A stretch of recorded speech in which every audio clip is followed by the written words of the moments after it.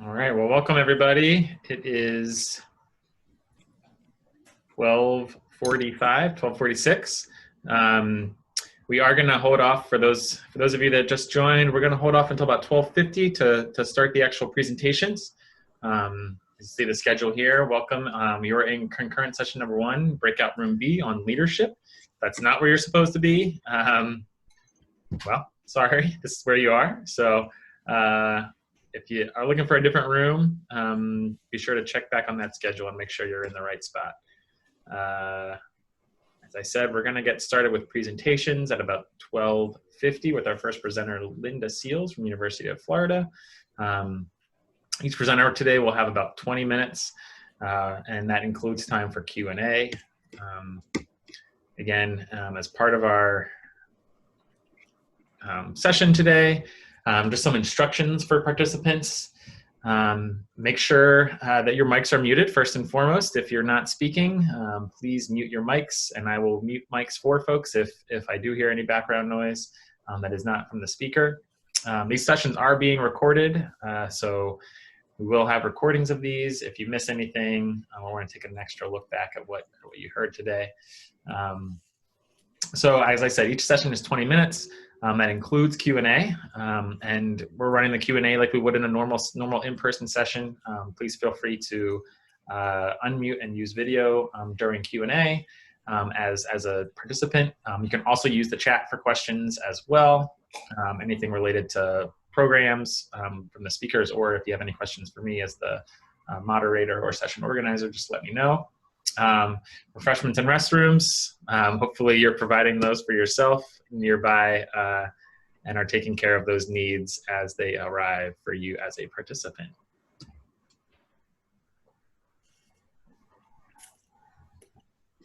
Again, for folks that are, oops, we have some more folks joining.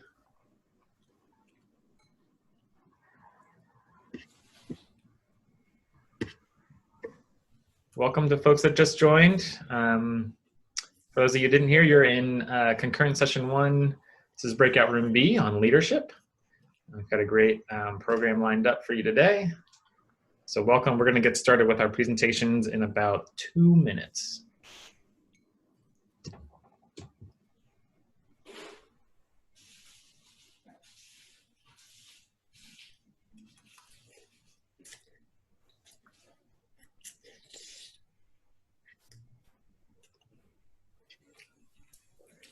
Did want to take a quick moment to thank all of our sponsors for helping make this this year's NACDEP conference happen.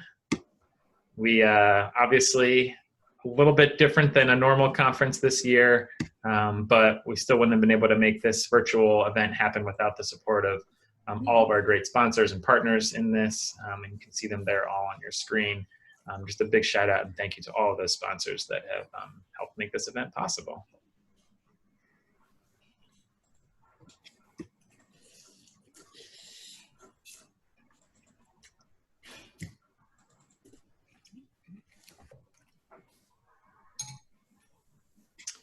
And if you want to go ahead and tweet them a thank you, remember to use the hashtag NACDEP20 when you do that on Twitter, Instagram, and Facebook.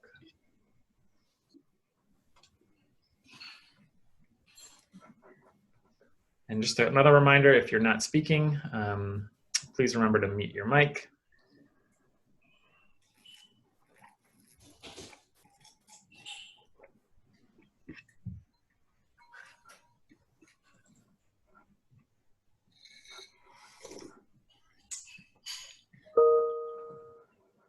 All right, well, I've got 12:50 on my clock here. So I'm gonna go ahead and introduce our first speaker. Linda Seals from the University of Florida is gonna be telling us all about building capacity of nonprofit organizations to address complex issues through facilitated conversations. All right, and Linda, I see that you are on the line, so I'm gonna stop sharing. And you should be able to share. Let's make sure all participants. Okay, you're all set to start sharing. Got it. Right, and I'm going to go ahead and mute myself, ask the rest of our attendees to also mute themselves. And the floor is yours, Linda. All right, fabulous. Thank you so much, Garrett. Hey, it's great to be here with you all today. I wish we could have been in New Hampshire, but it is what it is, right? So I'm going to introduce you to Carol Roberts, who is my co-conspirator in this today. And Carol will take over about midway through. So what we're going to talk about is building capacity of nonprofit organizations to address complex issues. And I'm sure that many of you have worked with nonprofits. I think this is one of those areas where extension maybe hasn't been as proactive as we could be. I think this is an audience that needs a lot of help. They need help with assisting with aligning their directives with their agenda and their mission. You may know of nonprofits that kind of get off track and start trying to be everything to everyone. And sometimes they need some help with that. And helping make critical decisions. I think this is another area where extension can come in, help bring them some of that science-based information, and also just help them get organized and able to work through and make those good decisions. And then working through funding issues. That seems to be the downfall of a lot of nonprofits, is they get caught up in all these things above without guidance, without good, solid evidence for making the decisions they make. And so they start to get into funding issues, and we can help them there as well, not just in writing grants. That's a big task, but in just helping them identify grants, helping them identify partners, not necessarily us, but it could be us in extension, but it could be other partners that maybe they haven't considered. And I've seen that happen frequently with nonprofits. They aren't aware of other organizations that they could partner with. And then oftentimes they're just too busy saving the world to save themselves. They just get really wrapped up in their cause. Most of these organizations are led by really passionate people, and they may or may not have the experience to lead a nonprofit. And so they just need some help there too. And bear in mind that nonprofits are a business first and a nonprofit second. So what we did in St. Lucie County, which is a county in Florida on the East Coast, about halfway, about 3/4 of the way down the peninsula, there's an organization called the St. Lucie County Council of Social Agencies, COSA for short. And COSA is made up of many nonprofit organizations. Leadership within those organizations are part of COSA, and they focus on a lot of social issues, everything from affordable housing to homelessness to nutrition to education, you name it. There's someone there on COSA, within the COSA membership, that represents one of those nonprofits. And they were having a very difficult time addressing affordable housing, and they wanted to hold an affordable housing retreat. And so they reached out to the University of Florida Extension program called Community Voices, Informed Choices. And some of you may have heard us talk about those at that program at past conferences. So they reached out to Civic and asked if we could facilitate this affordable housing retreat for them. And of course, we accepted. It sounded like a really interesting project. So why have a community conversation? Well, for one thing, it helps to develop a unified message to deliver to local decision makers. That was one of COSA's challenges. With all these different nonprofits, it was really difficult for them to have that unified mission, because each nonprofit was, of course, interested in their mission and their funding, but how do they break out of those silos and work together? And then also to give COSA members an opportunity to share their concerns and hear other perspectives. And that's really important for an organization to be able to hear other perspectives, or even just to acknowledge that they need to hear other perspectives. And also to motivate members to engage. And with any organization, there's always that you always reach this point where, maybe membership isn't as engaged as they need to be for whatever reason. But when you can bring people to the table to actually have their voice heard, engagement typically will go up. They also wanted to build consensus among membership, not necessarily that all members would agree, but that there would be consensus that affordable housing is an issue and they all have a role to play in addressing affordable housing issues. and then to identify potential partnerships and collaborations. And I think this is probably one area where we were most successful, and you'll hear about that towards the end. Carol will talk about potential partnerships and collaborations that were identified within COSA. So what we did was we used, some of you may be familiar with the Kettering Foundation and the National Issues Forum Institute, and we used their method of framing issues to develop an issue guide that would help guide the community conversation. And one of the nice things about issue guides when it comes to extension is that, you know, holding a community conversation may not seem like a science-based activity. You know, how are we bringing that land grant research to our clientele? But through an issue guide, usually not usually, always one page of that issue guide is dedicated to the facts, you know, the science-based facts. So in this case, the housing choices guide that we created for this particular conversation, it has a lot of statistics about affordable housing, both at the national and local level. So we bring it, we start with that big open lens, and then we just narrow down as we become more and more local in our discussion about that. So this was an opportunity to educate people about affordable housing. We brought in a couple of experts to talk about affordable housing, which also just cemented that science-based information aspect of this. And then these national issue forums, issue guides, always come with at least 3 options. 3 options is the best, is the optimal number. You usually don't want 4, definitely no more than 4. And the options are based on values, and that's the values of the people who are involved in the community or in the community conversation.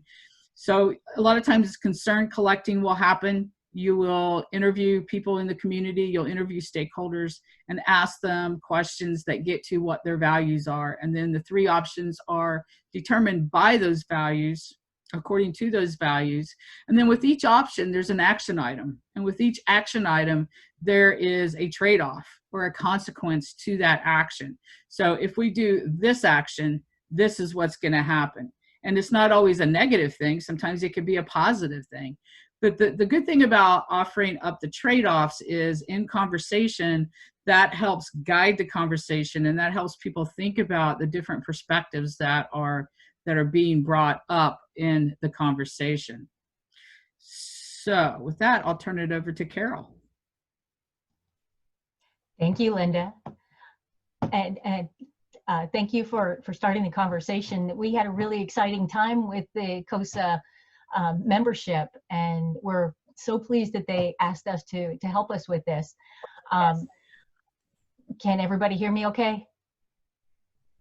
Okay. So what we did, we did a pre-survey that helped us identify some of the ideas that the membership had about methods of alleviating affordable housing issues. And we used that for our issue guide a little bit. And then we, once we got them all in the room, we started just asking them, you know, who do you represent? Are you from a mental health organization? Do you work with homelessness, victims of crime, this and that? And we found their common ground by doing that, and saw that all the organizations in some way or another in trying to help their clientele with the issue that they were focused on were being undermined or derailed by affordable housing issues with their clientele. So that was really eye-opening for us to see how it was affecting everyone, and that like I said, it brought in some common ground for everybody to start discussing. So we also wanted to make sure everybody had a good basis of information to start with. So like Linda mentioned, we brought in Ann Ray from the UF Schimberg Center for Affordable Housing. She talked about just the housing situation across Florida in general, and why, kind of explained why our little area of Florida was feeling the impact as like we were. You know, there's 2 major areas of higher income, higher density populations on either side of us, and it's kind of pushing some of our lower income people towards our area in between there looking for housing, and driving up the need for social services with some of those populations. So that helped us to get an overall perspective. And then we brought in a city official, Kalita Scott from the city of Fort Pierce, told us about what our county seat was doing to help alleviate some of the affordable housing issues, the housing issues that they were seeing, trying to, they were talking about different things. And so she presented some ideas that we could bounce off and see where we might, as an organization, COSA could come in and help with that. And one of the things that really kind of solidified everybody into thinking about what can we do was our Palaces World versus a Tents World activity. We asked groups to split up and do some visioning. If nothing happened 5 years from now and nothing was done, where would we be 5-10 years down the road? But if in that same 5-10 years down the road, the other half of the group was asked to look at what does our community look like if everyone has a decent place to live, our Palaces World. So trying to look at what was the future and how to get there or prevent us from getting there in the case of a tent world. So that allowed everybody to share within their group and then bring their ideas back to the table. So everybody got a chance to get involved, and the volume of the crowd really went up at that point because everybody was so excited about what can we do. And it was really nice to see everybody sharing and getting animated about that and coming together. So you'll see we did this, that activity, and you'll see the graphic on the right there. We asked everybody, so after looking at tents and palaces and the different options, just show us by a colored dot that you have which option you think is the best. And as you'll see, a lot of people think that there needs to be a balance between the three options: government, social agencies, and the building community should come together to find ways to provide enough housing is the general idea. But before that can happen, they decided that they needed to really look at COSA membership, took a step back a little bit and said, we need to know more about how this is affecting our clientele and what options we can offer for our clientele. So that's where they stepped into their action items. After looking at the whole picture, they decided that they needed to know more before they took their results to the community. So their action items they identified, they needed to teach more about financial security to their clientele. So we established one committee that was specifically looking at the financial education resources that we could share. And that committee met several times and came up with a Excel spreadsheet, actually, that COSA put on their website for any of their COSA members, organizations to look to say, do we want to do a program for a group of people? Do we want self-directed training? Is it for adults or youth? They could go to that spreadsheet resource and identify a tool, whether it was digital or in person, that someone might use to be able to enhance their financial skills as a client. So that helped each of the organizations to help their clients better. And they also wanted to know what kind of housing and housing programs were available to the community. So they wanted to educate themselves on what was available through Habitat for Humanity, through the SHIP program, through the Housing Authority.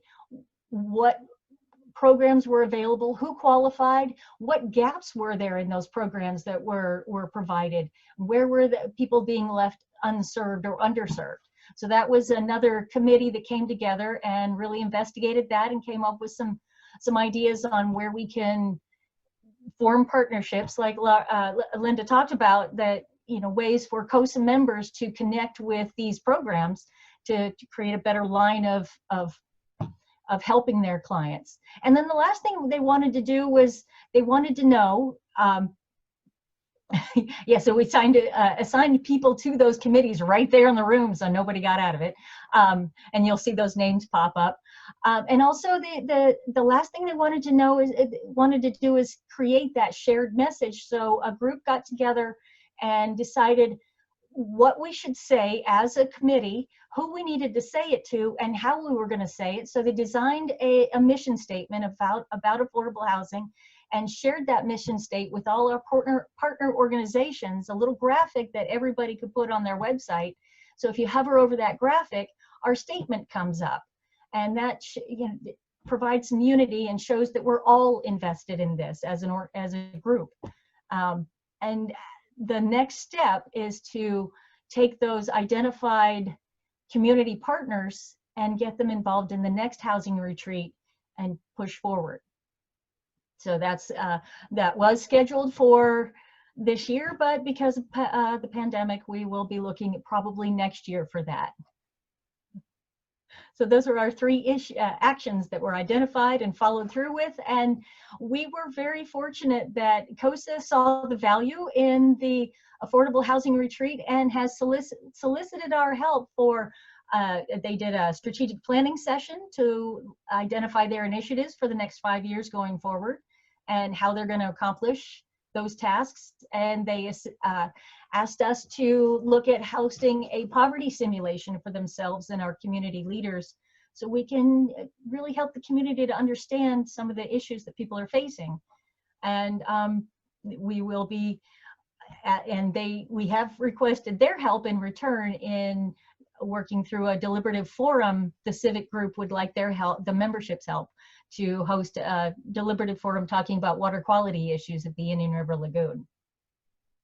So we have really become a really good partner with COSA. They're not just as an organization, but their member organizations are looking to Extension for assistance. We, one of the organizations that was part of the Affordable Housing Retreat, I am now fortunate to do a monthly segment with their clientele talking about financial education.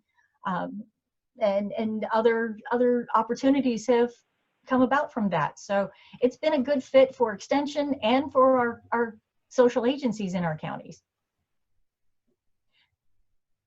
And if there's anything I can answer, any questions about how we went about it, I would be glad to.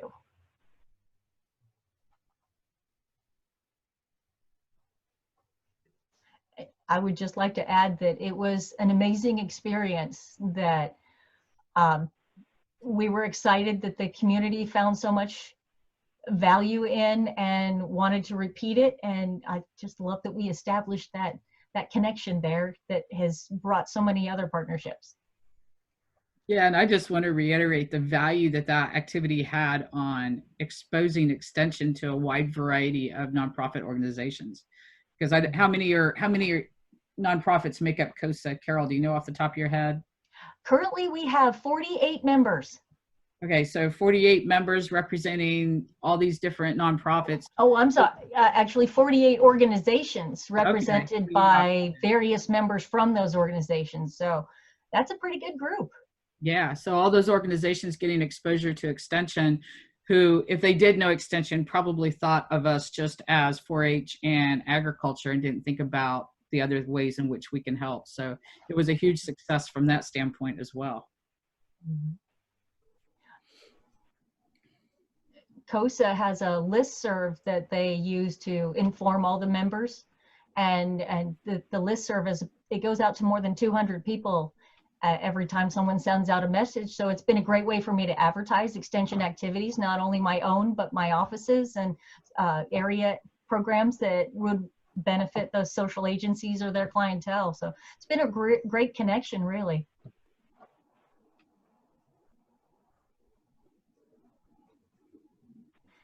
Well, thank you all so much for listening.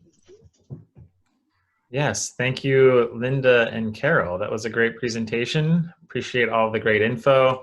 If anyone does have any questions as we go along here for either Linda or Carol, maybe feel free to shoot them in the chat box, and they can address them as we go along. Or Linda, Carol, if you did want to drop your email into the chat box, if folks had follow-up questions or things like that, they can get in touch with you by email. Might be a good way to go about doing that.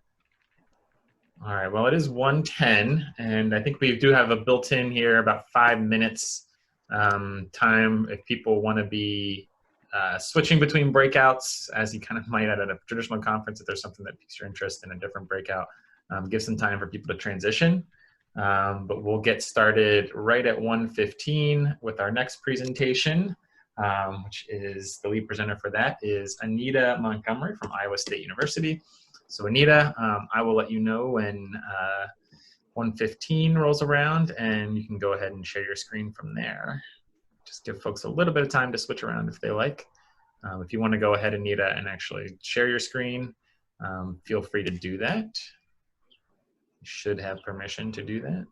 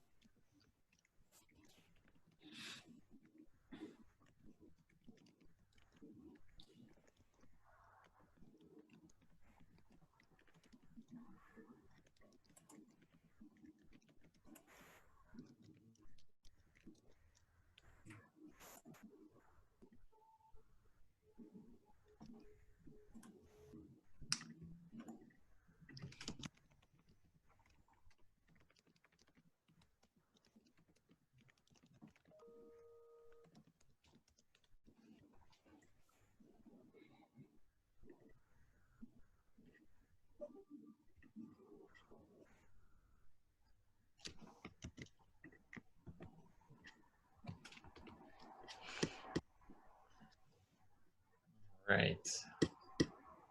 Screen share looks good there, Anita. Give it a couple more minutes and then we'll jump in.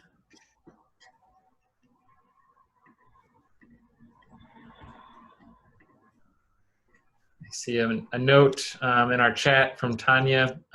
Yes, this is the leadership breakout room B. If you are switching in to hear from a different breakout session or just joining us, that is where we are. Breakout room B on leadership for our first concurrent session coming up at 1:15. Just 2 minutes or a minute and a half. Will be our second speaker, Anita Montgomery from Iowa State University, talking about overlooked in community development. Hey, what is the password for this meeting? I believe I'm trying to join and the password is the same as it is for every meeting, which is lowercase NACDEP 2020. Let me just double check on the meeting info. okay, okay.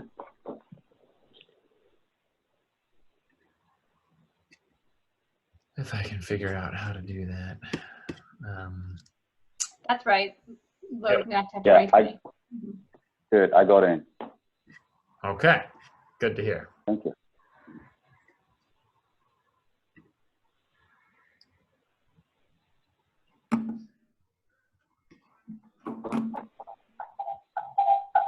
Oh. Oh.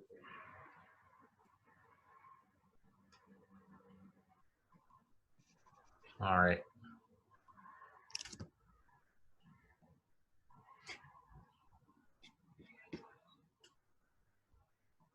All right, Anita, I've got 1:15 on my clock here, so why don't you go ahead and get started?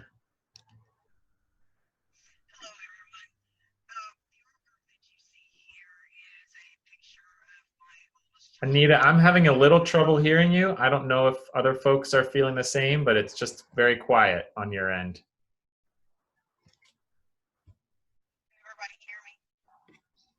It's still a little quiet. I think we can hear you pretty okay, but it's just coming in a little quiet.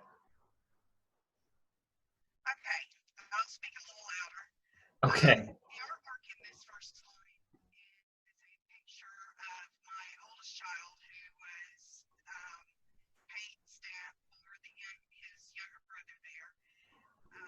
Yeah, Anita, it's not coming in too good, even talking loudly. Sorry to interrupt.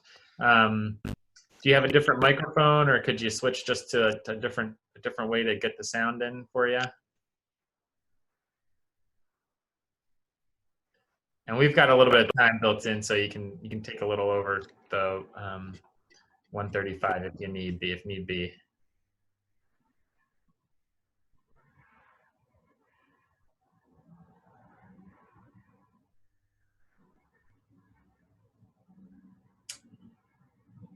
Looks like you're talking, but now I'm not hearing anything at all.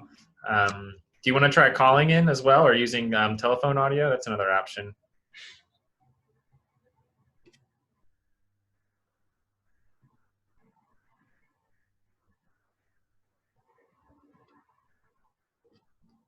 It wouldn't be a Zoom session without technical difficulties. If it's helpful, I can switch and go next, and then switch and have Anita go third. Would you feel more comfortable with that, Anita? It's up to you. Yeah. Okay. Thanks, Jorge. That's super helpful. Oh, there's nothing like having to present in a conference and having Zoom not be your friend, right? So we all get it. I'm sure we've all been there before. So give her some time to fidget. And then am I now host that I can share my screen? Looks like I probably am. I think it just has every presenter can share, so you should be. Oh, great. So here we go. And I can share. I'm sharing the screen over here, I think so. Yep, Okay. Good. Although you need to be the beginning. So there you go. All right. So thank you guys. And you'll see another video turned on. That is my partner, Denise Rummy. We are both leadership and civic engagement educators in Minnesota. So we have been working together on a lot of different things that you maybe see our faces around. And a few years ago, we started thinking about how do we do our work differently, right? Because communities change and communities are different. And we had noticed that we were getting great results from our long-term cohorts and having these intense experiences, but they weren't always available to everyone. And so we started to think about what would it look like if we did retreats. And, so we were kind of ideating around different styles of what that could be for a few years. So this last year, after looking at years of research around innovation, we put together a model for social change, so innovation for social change. And it's based on a lot of different models out there, including like the Adobe Kickbox and Appreciative Inquiry. So you'll see some of those things embedded. All of you are community development professionals. So the idea itself may not be super riveting or new. It's really integrating lots of different pieces. What we did notice was that there weren't a lot of models that were really walking community individuals through a process that could help an individual get to really spark change in their community. And so that's what this is. It's really the model that we use at the retreat itself. So it's the phases, and you can come at it through, it's not always a challenge, right? Sometimes we just have opportunities. It's all about that framing, as we all know, around community development, that it's not just that we have a problem, it could be that there's an opportunity to change something, or just an issue that you're passionate about, but you don't really know the what. I just know that I'm passionate around social justice, or passionate around, right, like education for youth, or whatever that is. So that people in community have things that they are just kind of sparking their energy, and that when they put designated time to something, the change can happen. And that's really the underlying pieces around this. So it's a facilitated process that we go through, and the retreats have been 2 or 3 day retreats. And individuals come to the retreat. So whereas a lot of time is community development, it's about putting together the whole community, or getting this larger stakeholder input. And this theory, or this theory of change ideology, it's really around an individual has that autonomy to be the architect and the driver of change in their community. And that, yes, they're going to need to partner with people, or they're going to work with others to get it done. But regardless of who you are, where you've been, what position you have, you can make a difference. So that's what this is, the who is it for? Who's kind of this, who's leading these things? And so as we go through here, as you can see, the imagine phase is really about thinking about both these moonshot ideas, so they're really big, right? The 10 times kind of ideas, as well as the trim tab approaches, which is really like if you're in a sailboat, the really tiny little shifts that you can make in your community that over the long haul would really change the course of where you're going. So the social change model moves you from kind of this big picture thinking into all the things that could be out there, and then hone it into exploring, well, what would that look like? How do you want to shift what that might look like? What could we do with that? Is anybody already doing that? Who might I want to partner with? And then they move into a create phase, create 3 as phase 3, where it's a little bit more of it's not really planning, but it's a little bit more of what's my way forward? What would it look like if I did this? What kind of funding would I need? Where would I start? Pieces. So it's a little bit more the planning kind of pieces there. So we don't just have ideas, but we know how to launch and move into that. And the leap phase, phase 4, really happens after the retreat. So it's about the idea that when you leave, you're not going to know exactly what you're going to do, because we never do. This is community development, right? Things change, things happen. I don't know about you guys, but my day does not look exactly like I had planned today. So, like things happen, and we need to iterate and be agile as we go. And we like to teach about failing fast, right? So people really encourage change makers or the people who come to the retreat to just go for it. And we'll help you. We'll be there if you need it. And let's think about what it could be and give something a try. And that's really about that risk taking and leading with courage piece through there. The underlying components really of all of our leadership development work in University of Minnesota Extension are the 3 or the 4 C's, which is really about competence, confidence, and connections. So we talk about how leaders have leadership competence that they need. That could be, in this case, like really some growth mindset that we are all evolving, that we all have room to grow and to change and can learn along the way. Maybe it's a bit about resilience. We like to bring that in, especially during this retreat, but around that, it takes a lot of work. This kind of leading a community is also about leading ourselves and making sure we are where we need to be. So we can be resilient and we can lead others and have that really that self energy in order to lead in community. And framing is another piece that we talk about, and it could be just about when you have your idea and if you bring it forward in different groups, like how does it fit? What's the frame around that somebody would want to get on your boat around, right? So it's kind of what is that around?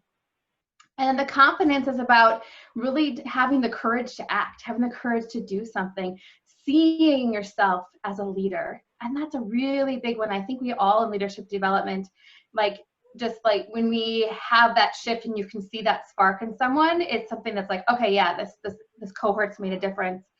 And in this case, and even in the 2 or 3 days and people come together, a lot of times people haven't seen themselves as leaders in the past. And through the process, they're like, yeah, you know what, I can make a difference. So that autonomy piece, that confidence to make a difference, that stands out. And then connections. We always say that really a lot of what we do is really about just bringing people together, right? So it's building networks within communities, building networks across the state, building networks with Extension, across partner organizations. And it's amazing how even in a retreat setting, it's only over a few days, how connections can be built when you're intentional about it. And the 4th C here is contribution, and that's kind of underwritten as well within the entire innovation model, that it's not just about this leadership development, but it's a for what.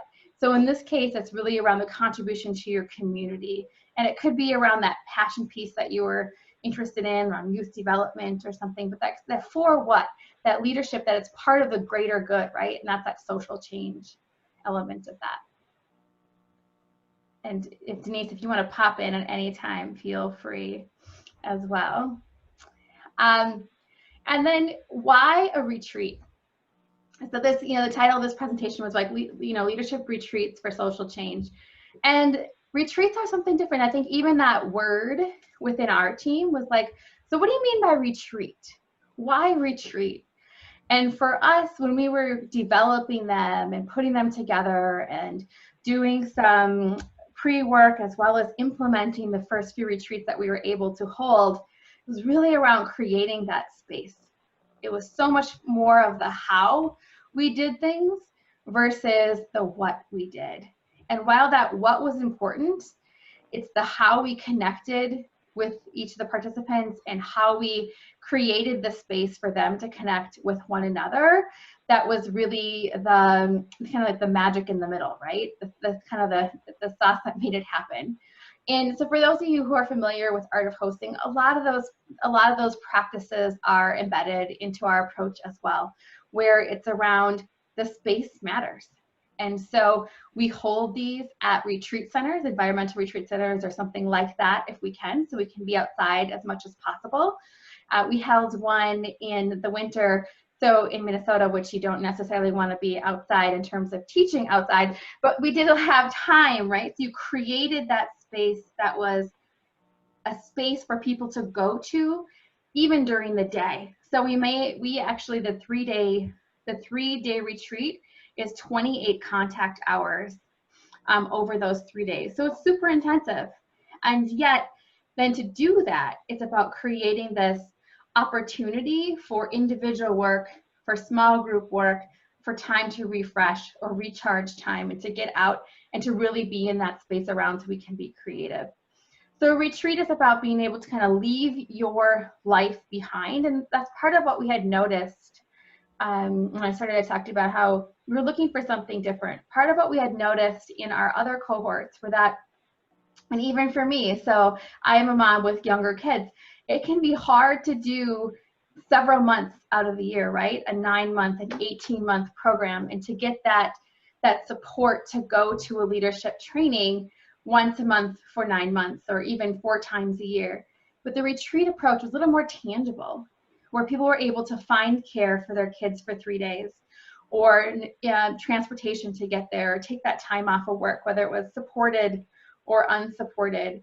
And because of that, we were able to see that we had different participants. So we were lucky that in our first retreats that we had people who were waitresses and construction workers and school superintendents and nurses, right? So it was a broad spectrum of people because they were able to see kind of the start and finish, and able to see that over the process of the few days, I'd be able to do something about something I'm passionate about and connect with others. And so what do the first couple retreats look like? So we have a couple of our change makers here, and we were able to hold 2 retreats in 2019. Unfortunately, with COVID in 2020, we had to postpone our retreats in 2020 thus far. And the first 2 retreats were around substance use disorder. And we had 2 large federal grants that supported some of this work as well. And so people came from all walks of life. Some people were recovering addicts. Some people had children who were affected by substance use disorder.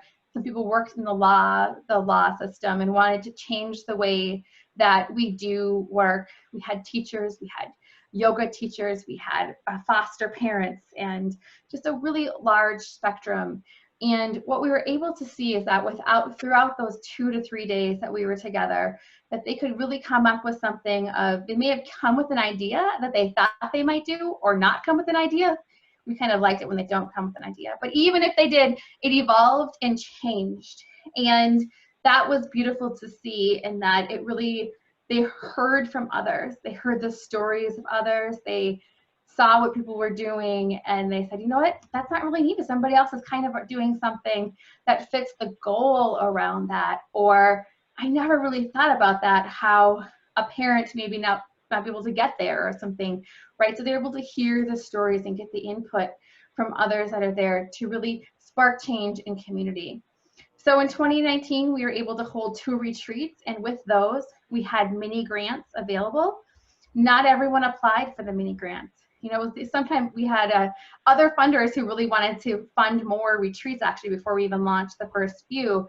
And it's not always funding. Sometimes we jump to funding around what might be the, what might help us to get to where we need to be. And we said, you know what, it might not be that. It might be the network.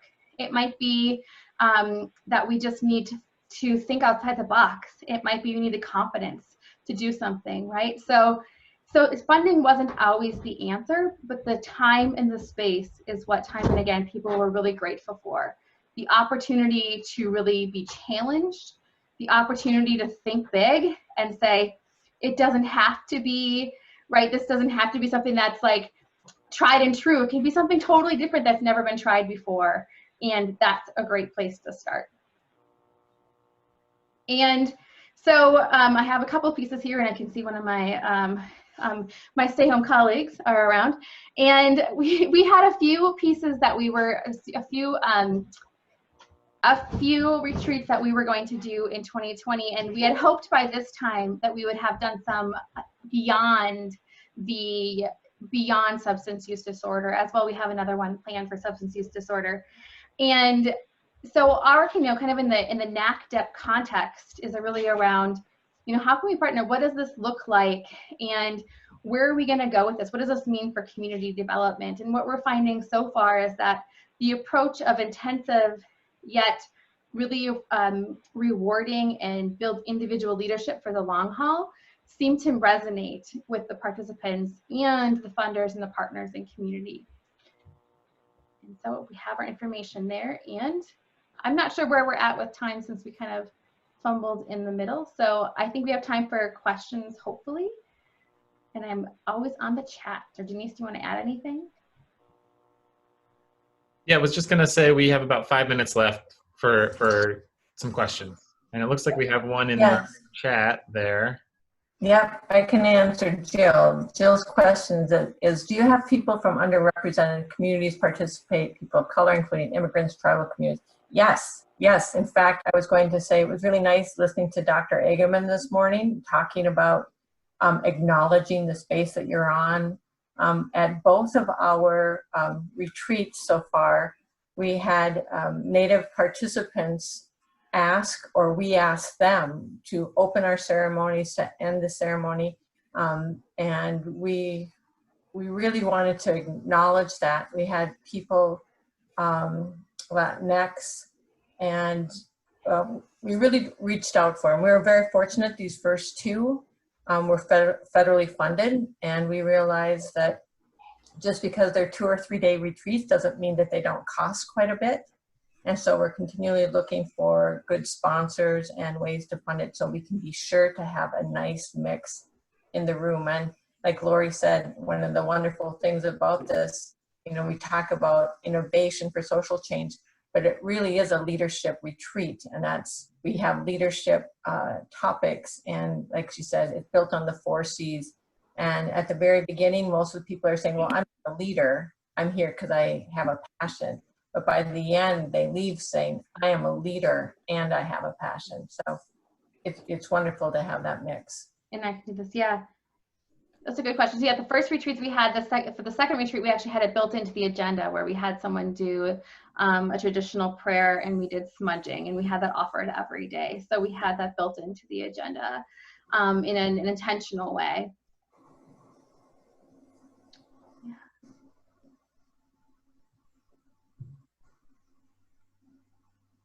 All right, well, with that, I can yield my time back to Anita. Hello, this is Godwin here. I just sent a question over. You talked about connection as a resource to knowing people in the form of social capital. Do you see it as a tool also to leverage for resources either within the community or outside the community for community projects? Yeah, and I think a lot of that did happen. So, right, so the connection, this is about the importance of social bonds, but absolutely for the leveraging of resources. So that we had 2 retreats around substance use disorder, and they both happened in northern Minnesota, though if you're familiar with Minnesota, you know that northern Minnesota is a very large place. And so we were also convened groups afterward, and so we're able to do some, we do some webinars and things after as well. So both within the retreat kind of cohort that happened, right, the participants, as well as across retreats, we saw that the collaboration has been great. So both sharing of ideas of like, oh, someone's working on something around a wellness center, or you know, there's for one of the people, the high presence of having a lot of Native participants in the second retreat really helped her spark to thinking about, you know what, our community is right on the edge of a tribal community, and we don't have strong relationships. So what does that look like? And so that really was building those connections across, but also like they're looking at how do you host different circles or do different things.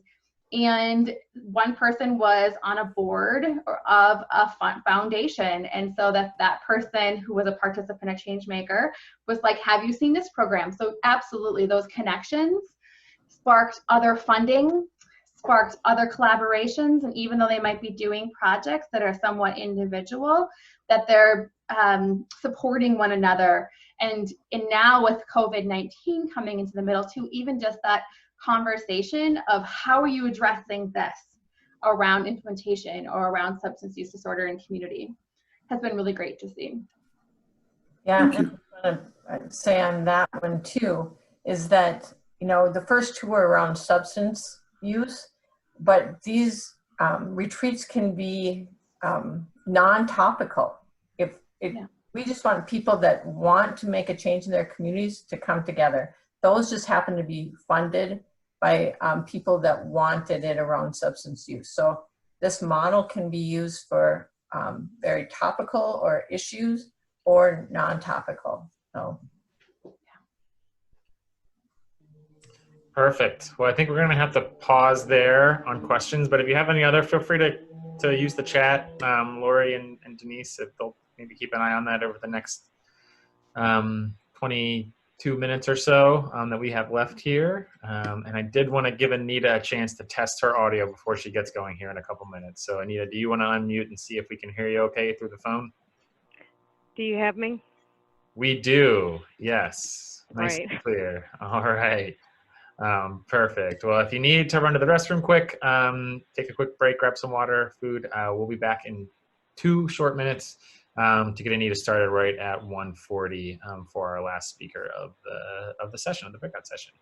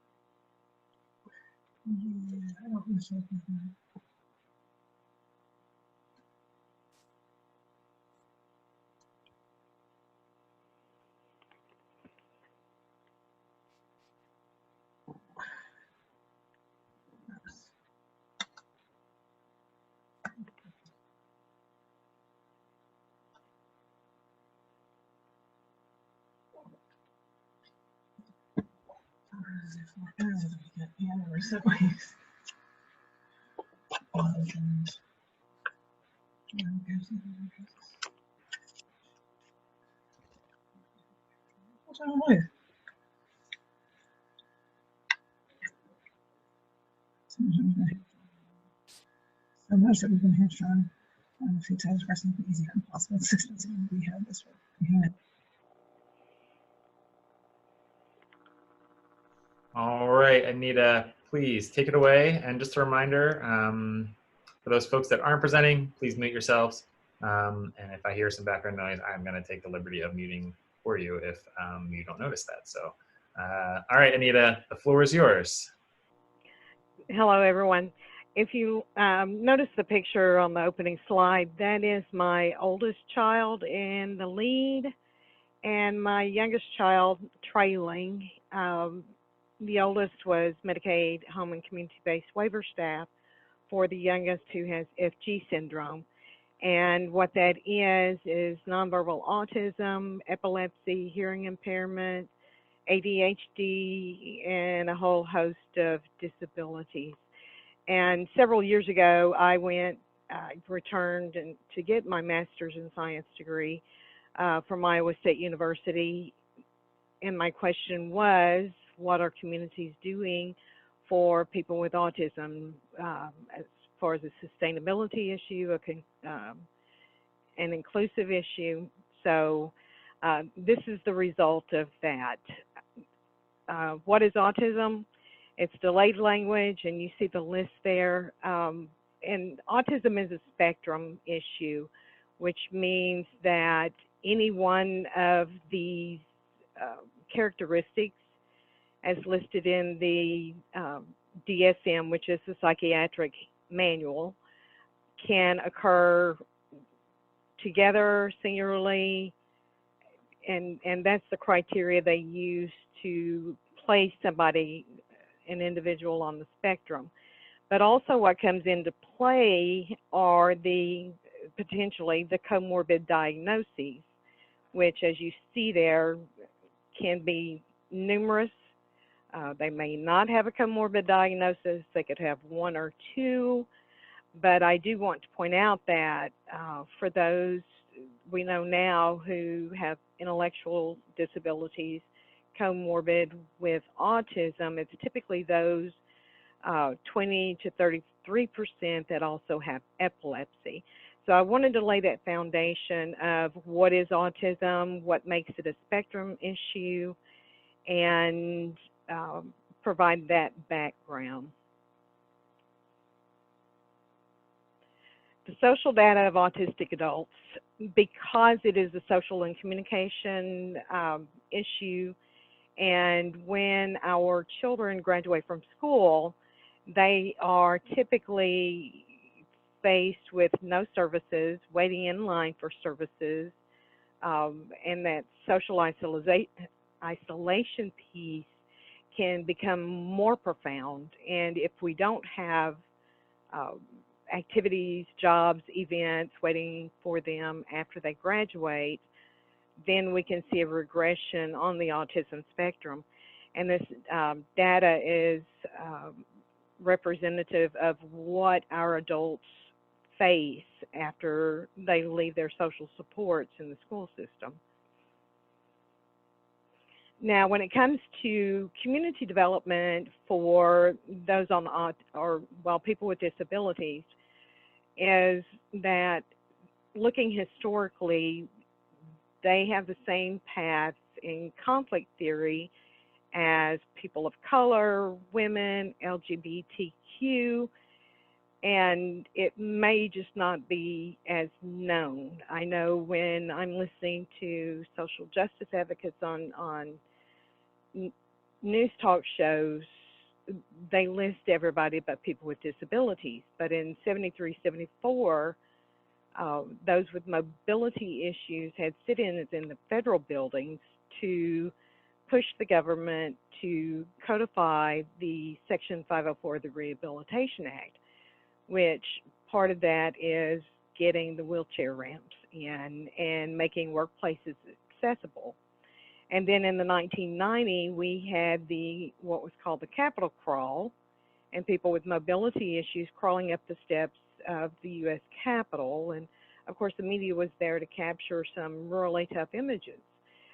But also, part of the issue that we face in development is, when we live in functional communities, we have family members and guardians who rely on that paycheck.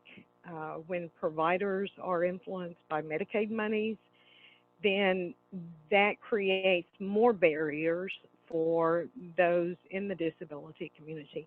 And of course, with autism, because it is a verbal social communication issue, like with my son, he's nonverbal, but he's quick to use four-letter words clearly when he doesn't agree with somebody or doesn't like something, or will tell you quickly, I'm not a baby and I'm not stupid, or I'm not stupid. So when we're working with people with autism, regardless of if we're family members, providers, or community developers, we need to start from a point of understanding. They understand, or a point of competence. They understand a lot more and know what's going on a lot more than people give them credit for. And one way that we may be able to do community development is for the community of interest as a whole to provide information and develop development to the community of place. Now, one thing I discovered through this research is I did not understand how much autistic adults really detest the leading autism organization in this nation. And part of it is because they have not, up until a couple of years ago, have not had a seat at that table. And the lobbying monies that organization spends is minute compared to what, say, the nursing home lobby industry pays. So the methodology for my study was one of social justice. It was putting their voices first. I used an appreciative inquiry online survey and along with some archival records.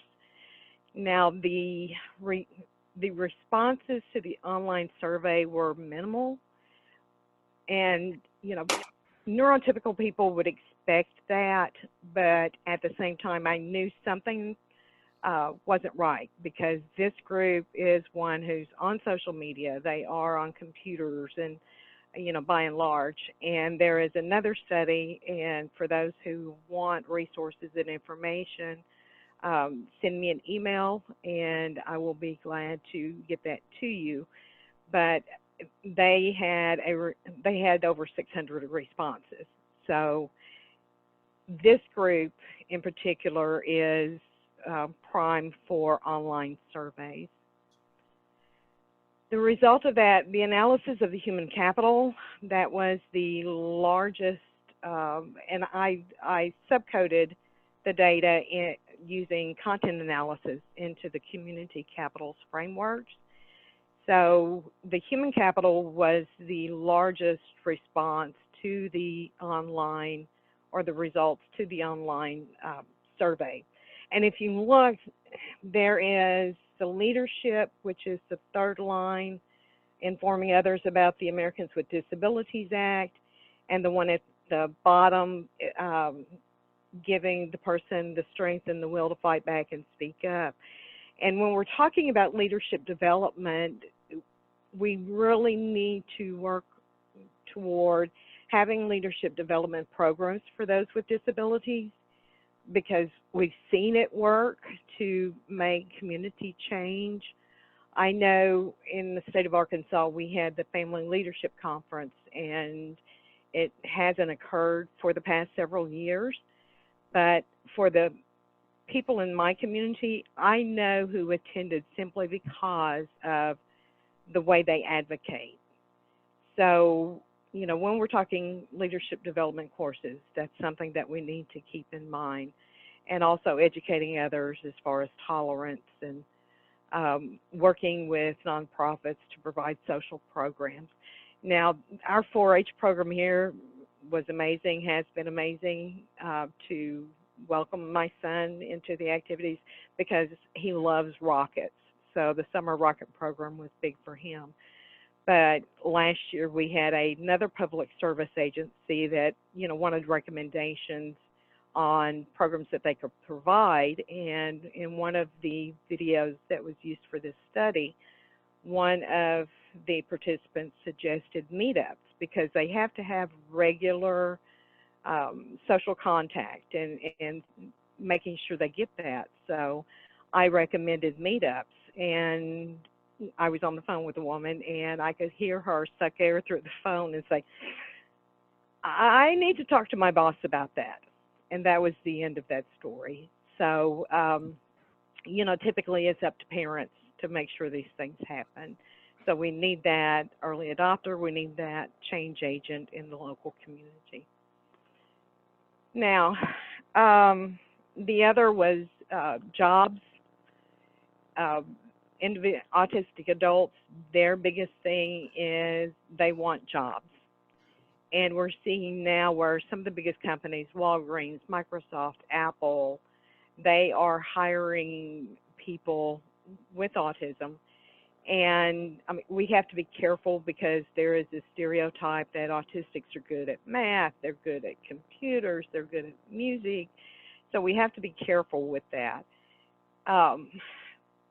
But as far as employees, human resource directors do not consider our demographics as part of diversity and inclusion, and we have to work to change that. But now some of these individuals are better suited for, and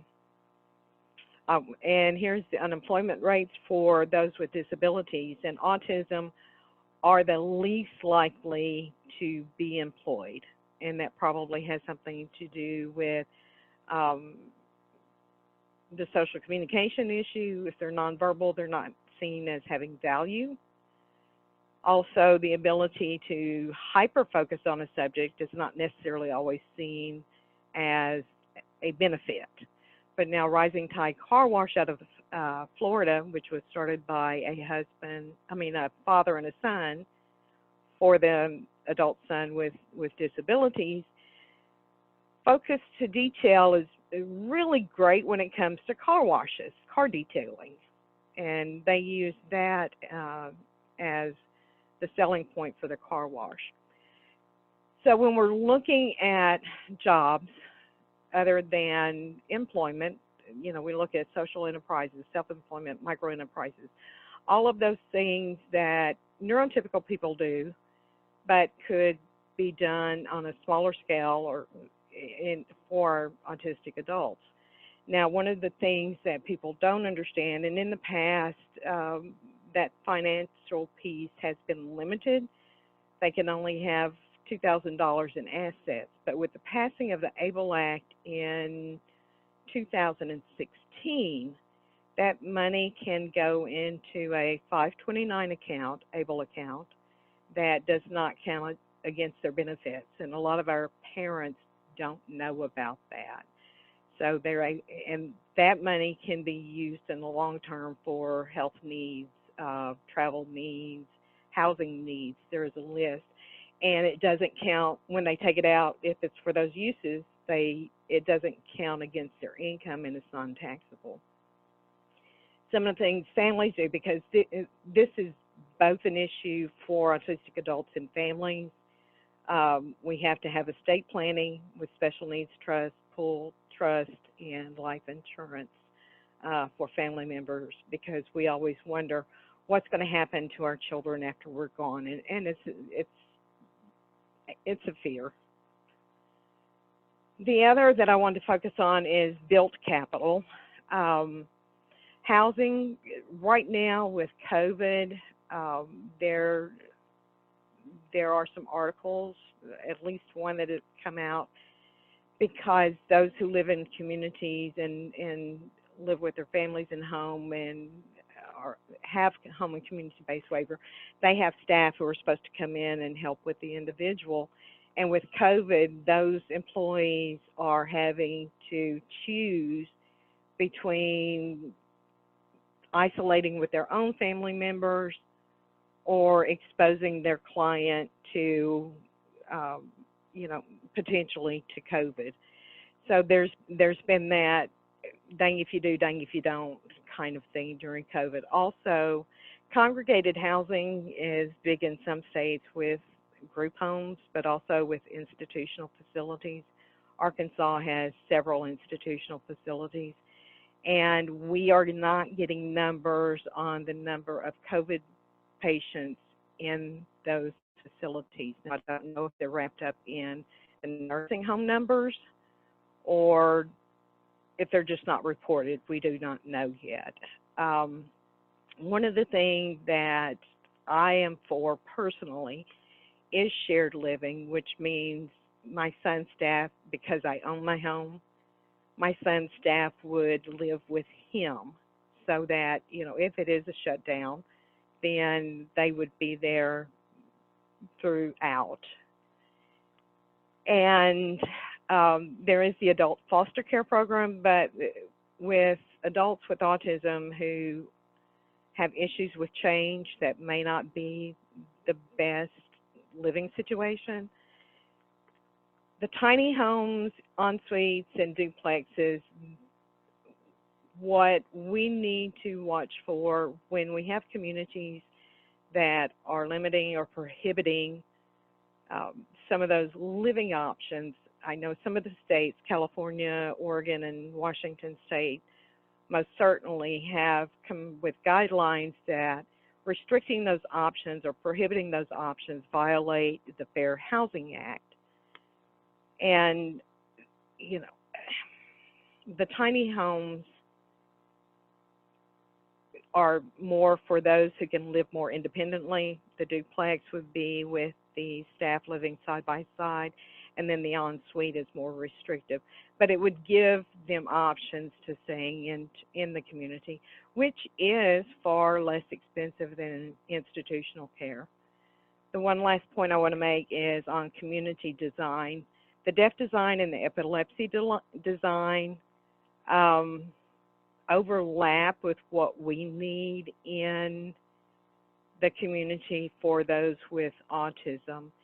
And the gender-neutral bathrooms are a critical need for those with autism. And with a transgender bathroom issue at its height, there were situations where, one in particular, where we were put in a confrontational situation by a woman in the bathroom because my son appears to be normal or typical, but yet he's not.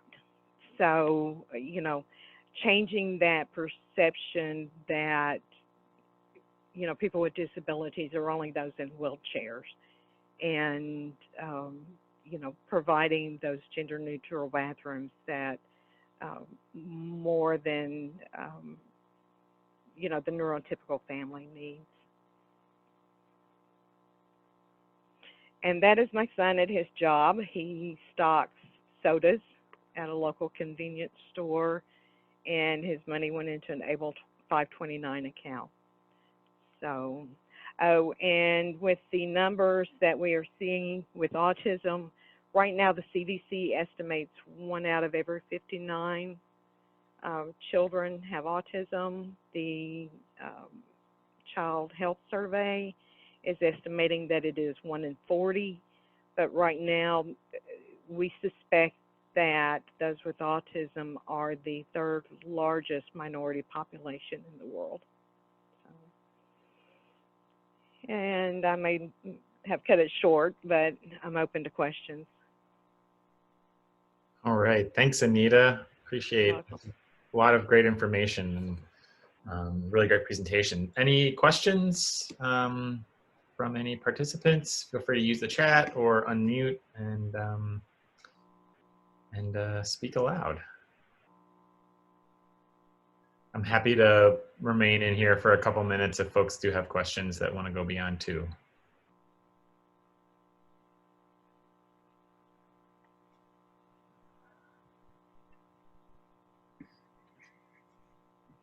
Just see a comment there from Jill, thanking you, Anita, with your very interesting information.